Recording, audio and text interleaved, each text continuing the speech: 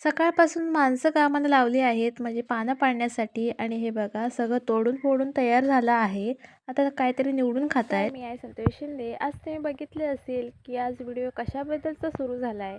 आजचा पूर्ण दिवस माकडांमध्येच गेला. घराभोवती झाडे खूप कमी आहेत, त्यामुळे माकडे पण कमी. कोकणामध्ये घरं कशी असतात मातीची ही भरपूर जणांना माहिती असतील. तशा प्रकारे माझंही एक घर आहे आणि आज दिवसभर माकडांनी एवढं वैताग दिलाय ना, म्हणजे एवढा सतवलंय. तुम्हाला मी दाखवते घराची परिस्थिती काय झाली. म्हणजे घराचे जे वाशे असतात आपले आणि वरती जे आपण नळे घालतो त्या पट्ट्या अगोदर तुटायला आल्या होत्या, ह्यावर्षी चेंज करायच्या आहेत. पण हे बघा हे सगळं तोडून टाकलं आहे. म्हणजे जे कुठे होतं दिसायला आणि हे बघा अजून त्यांच्या करामध्ये चालूच आहे. बाबा आजारी असल्या कारणाने आम्ही पण काय वरती जाऊन चढवू शकत नाही की बाबा जावा वरती आणि घाला.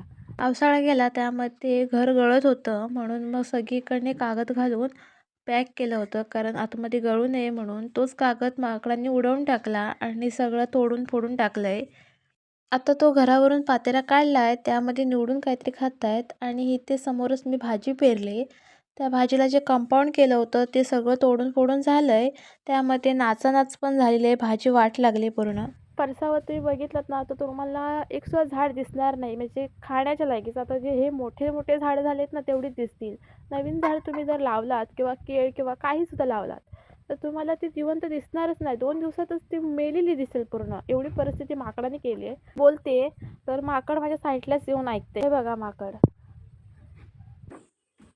घराची नळे तोडून झाले. आता जो गोठा आहे गुरांचा त्याचे पण नळे तोडून झालेत. त्या आजूबाजूला माकडे दिसायला नव्हते आणि आता घराघरात माकडे बघायला मिळत आहेत. पण हे खालीच तुला खालीच पडायला पाहिजे.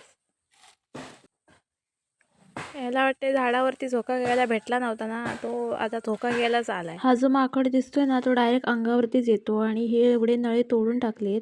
ही पूर्ण गोट्याची हालत, म्हणजे जो वाडा आहे आमचा त्याचे पूर्ण नळे तोडून झाले, त्याच्या कामट्या पण तुटल्या. तर ह्या वेळेला जर झाडं नाही काढली तर नक्कीच पुढच्या टायमिंगला मी स्वतः कोणाला नाही कोणाला बोलावून ही झाडं पूर्ण तोडूनच टाकणार. का पुन्हा आज रडू की हसू झालंय. जेवायला पण सरळ दिलं नाही, नाही झोपायला सरळ दिलं.